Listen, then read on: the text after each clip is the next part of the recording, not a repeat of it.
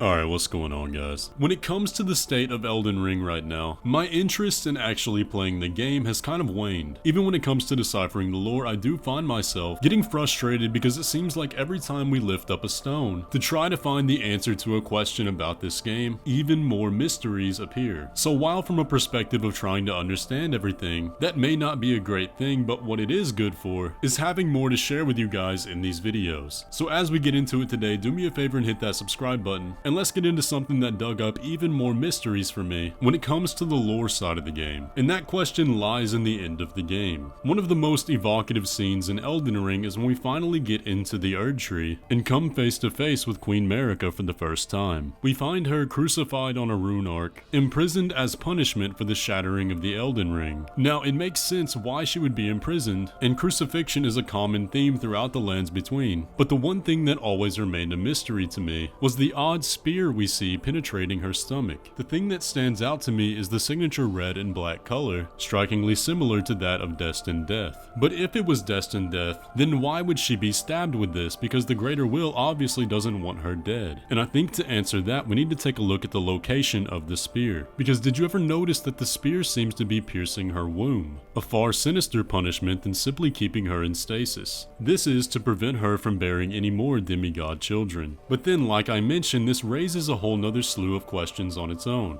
We know the Greater Will is the one responsible for the spear, because it was the Greater Will that imprisoned her, and you might have also not known that the Elden Beast has a rare grab attack, where it suspends the player in the air on a rune arc, and stabs them with several spears just like Queen Marika. But I'll admit I don't have all the answers to explain this away, so for those of you more knowledgeable on the lore than I, let me know what you think down in the comments below. The Albinaurics are one of the weirder types of creatures found in the lands between. At least this type of Albinauric with the big frog heads, known for the unique silver skin and white blood. When you venture into Mohgwyn Palace, you may have come across these red Albinaurics, who seem to have been infected by a curse here in the area. Notably, the Omen curse, because did you know that they have the little Omen horns growing out of the top of their head? You may have fallen victim to their rolling spike attack, but the spikes of this attack are notably different than the Omen horns. And with these Albinaurics being on a quest to find a new home, if they ever want to go somewhere and be accepted, they're going to have to get rid of those Omen horns and get those domes sleek and silver once again. And there's no better way to do that than with the Manscaped Lawnmower 4.0, part of the new Perfect package. You see, on your journey throughout Elden Ring, in order to even make a step in this world, you're gonna have to find yourself a maiden. And trust me boys, no maiden is gonna want to journey with a man who doesn't take proper care of himself. So in order to get yourself right, you're gonna want to check out that Perfect package. Manscaped was kind enough to send me a sample, and this thing has everything you're gonna need for your journey.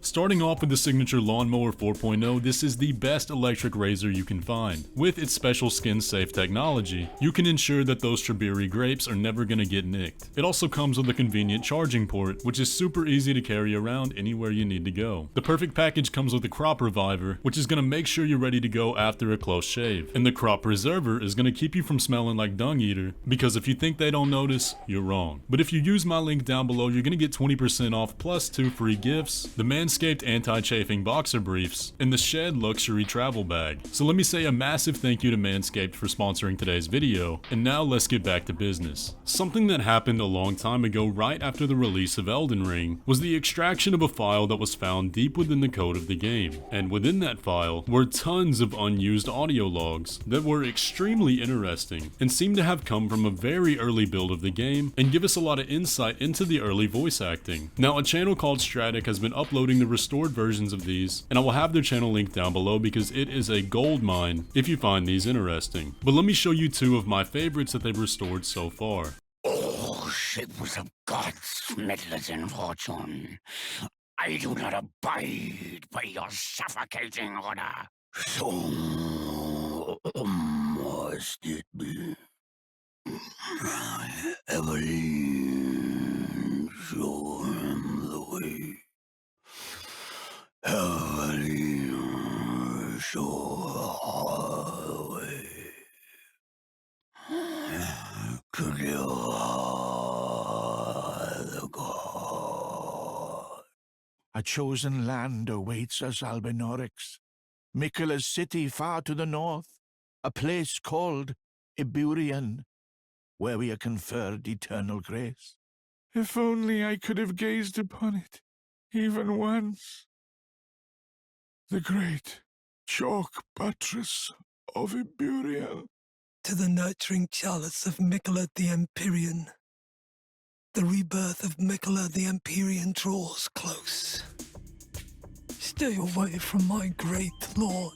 Now, there were two major points I want to talk about in those cut dialogue files. Firstly, Rykard mentions a name, Eveline. I assume this was the name of the snake before it was changed to Egle. And then Old Albus refers to Mikola's kingdom as Iberian, and we now know that place is called Elphael. Now, I did do some research into the etymological reasons for the original names, however, I couldn't find anything for either. Now, if you remember, a while back we talked about the origin of the name Egle being derived from a Lithuanian folktale about the king of serpents. But if you recognize the names Eveline and Iberian, definitely let me know down below, and go check out Stratic for more of those types of videos. Up next, one of the most underused items in the game is the Bewitching branch. It's an extremely efficient item, basically guaranteeing you a free kill that pacifies nearly any enemy afflicted with it. Even if you go up and start attacking the enemy, they will never aggro on you again after being affected. The item description reads, tree branch blessed with an incantation of unalloyed gold. The Empyrean Mikola is loved by many people. Indeed, he has learned very well how to compel such affection.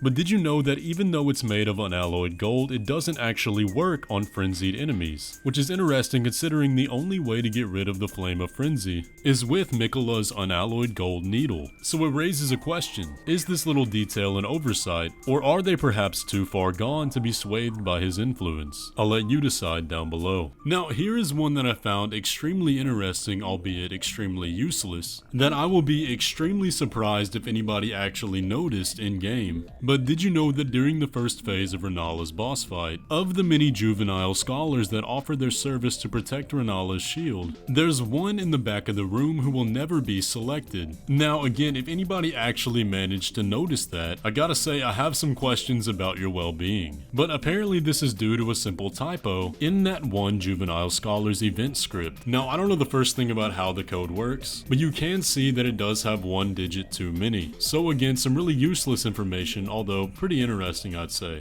But when it comes to the files of the game, one thing that is always interesting are the internal names within the code that FromSoftware uses to refer to the many creatures found in their games. But recently a big collection was made of all the pictures of the creatures and the respective code names that you can find the link to over on Twitter. But let me take you through some of the ones that I found the most interesting. First off, we have Beast Progeny Standard, a Steel, Bugs Eater, Dead Miner Jewelry Carving Big, Dead Miner Ore Digging Flamethrower Back Luggage Rare Stone, Buddy Standard Sword, Ground Taco, Buddy Unique, Dead Miner Ore Digging Back Luggage Normal Stone, Destructions into Poison, and finally Uncovered Tomb Noble Man Knuckle. Now I'm gonna be honest, I have no idea how any of those are supposed to define the creature that they're tied to, but hey, I'm not the one making the game, so I guess more power to them. Up next we have a very interesting theory about the original location of Farum Azula. User Sherbiri Grape made a full-length post over on Reddit that goes into much more detail than I'm going to here, and I highly recommend you check that out. But their conclusion was that the original location of Farum Azula, before it became the floating rubble in the sky, actually resided in the current location we fight Radahn. And there is a lot of evidence for this. Firstly, nearby in the area is the Farum Great Bridge, and the bestial sanctum where Garong aka Malekith resides, and the architecture is almost one-to-one with Farum Azula. But looking at Radahn's arena itself, it definitely wasn't naturally formed. There's lots of rubble within the cliffs, and signs that a bridge once ran through there, and the cliffs themselves are circular in nature, which could have been shaped by the Great Storm. Caelid is also home to the Dragon Barrow, and while the dragons there aren't the same as the ones in Farum Azula, it is hard to deny that connection. Now the post also goes into a lengthy bit about the glintstone production in the area, and how Azula can be a play on Lapis Lazuli, but for that I highly recommend going and reading the original post. Now to finish off the video today, since you guys say I never give y'all enough gameplay tips, here's two pretty small but useful ones. If you want to quickly knock down the walking mausoleums, the fastest way to do it is by using Grail's Roar right next to each of the 4 feet. As long as you're standing really close, one cast is going to knock out all the skulls and bring it down super fast. And for the second one, if you ever wanted to make use of the Omen Baron spell,